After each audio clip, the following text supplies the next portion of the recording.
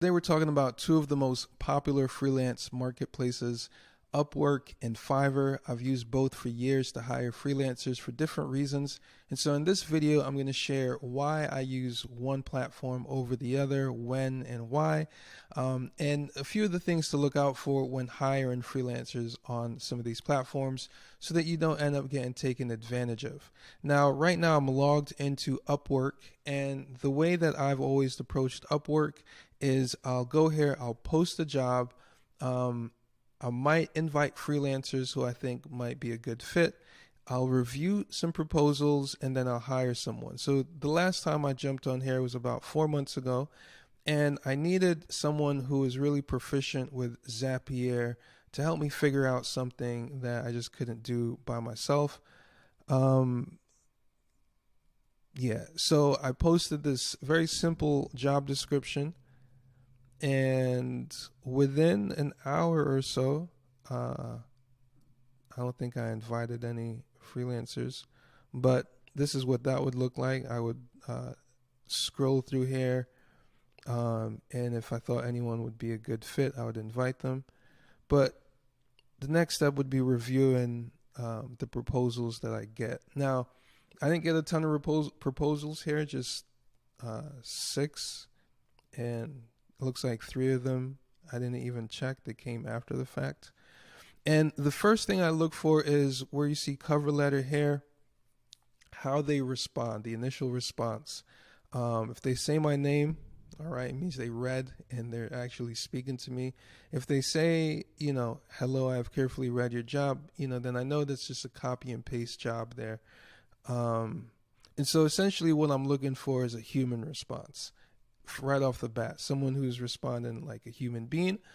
And then I'm really just looking to see if they are actually responding to what I've put in the description. Now, the good thing is most of the time people don't, so it's easy to filter out, the bad candidates. But for anyone who does, it's again then easy to hire them. Now I'm trying to find the response from the guy who I ended up hired, and I can probably show you why that wasn't the cover letter. Okay, questions. All right, so this is the thing that always matters to me right here is, are they asking questions that are relevant to the description, to the job description? Now, my job descriptions are typically don't have a lot of specificity in there, and I allow that so that a smart freelancer is going to be like, going to have questions. If there are no questions, then I know that they're not really tuned in. So all of these questions were things that I had considered and knew would be relevant. They also gave me feedback on what I was proposing. That's always a sign of an expert. And then also they said they're an expert. They're a certified expert. So it made it pretty easy to hire. Also because they're an expert, it only took an hour for them to help me with what I needed, so it wasn't a big thing. So that's just an example of hiring on Upwork. Like I said, you can see I've posted 52 jobs on here over the years, and like I said, I haven't used the projects feature. But let's dig into that real quick. Search for projects. So let's say I wanted a Squarespace website designed.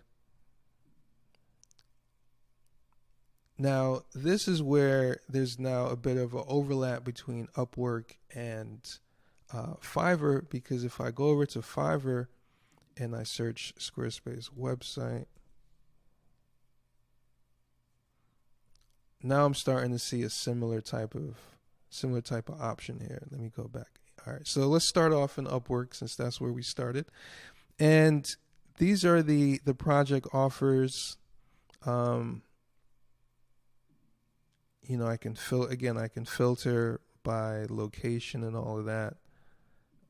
Let's see, what's this project attributes? All right, Squarespace, that's the platform. Let's hit apply. Let's filter down as much as possible. Let's say I have a budget, and let's say let's say maybe I don't want to spend more. Oh wait, why is the max 1,000? I was just gonna say, let's say maybe I don't want to spend more than 1,000. So let's, I guess, leave it at that. Um, let's filter out the cheap projects. All right, so now I've got 66 projects left, and let's just look at one of them, see what this looks like here. All right, so this is gonna look this looks very similar to what you'll see in Fiverr. And what I would do, oh, see, look at this review. Not very friendly, not very skilled or fast, not very communicative.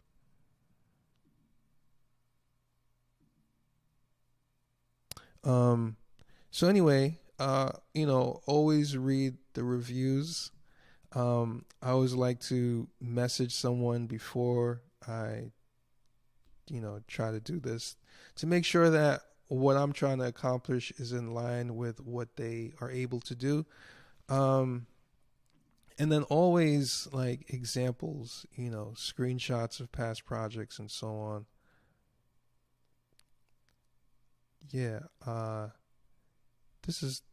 know whose website this is. This is a friend of mine's website, and I know this person didn't make it. Anyway, let's head on over to Fiverr.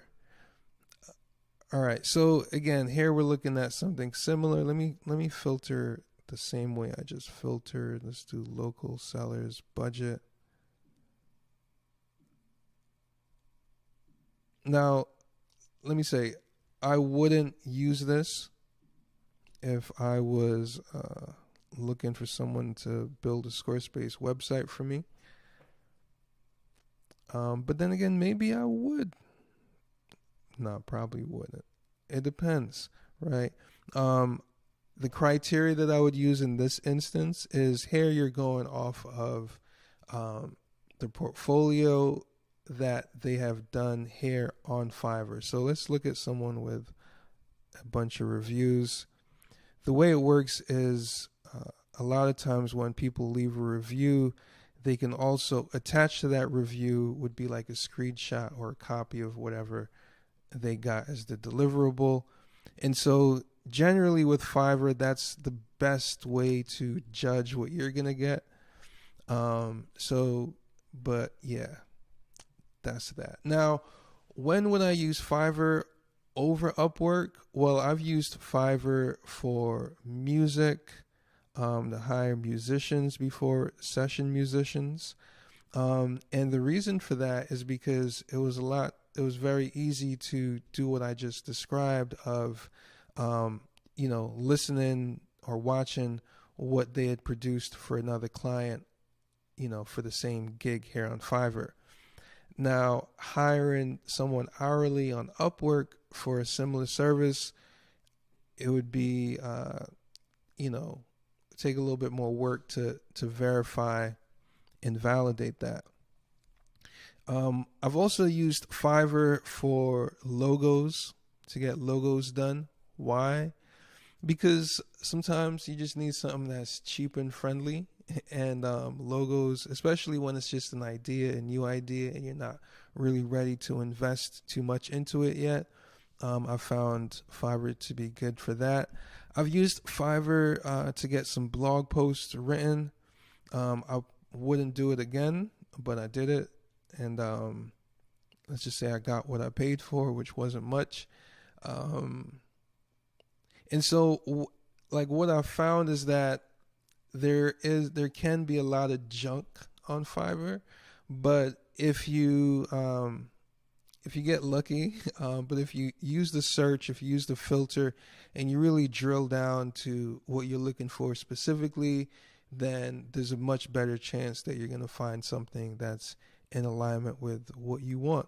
Now, I actually used Fiverr yesterday for something, and I wasn't happy with the result. Now, I used it to get a dance video done to a song, and I was expecting the video to be, the dance video to be like choreographed, like live, but really what happened was the seller simply took some footage and synced it with the song, and I was like, man, That's not what I was looking for.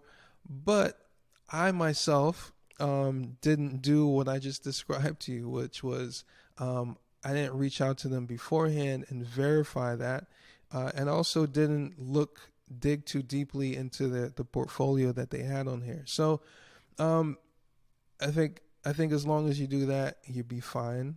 Let me think if there's anything else to note here. Going back to Upwork.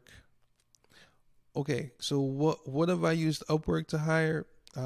Graphic designers, web designers, web developers, um, app developers, um, mostly, mostly those types of services. Um, I haven't hired any type of visual or audio services there. For that, I've used for anything audio, I've used soundbetter.com, which is I think great for finding uh, production freelancers. And yeah, that's it. I hope this is 11 minutes. So hopefully you found this useful. Let me know in the comments. You can try out both of these. I'll put links in the comments as well. And I'll see you in the next video. Peace.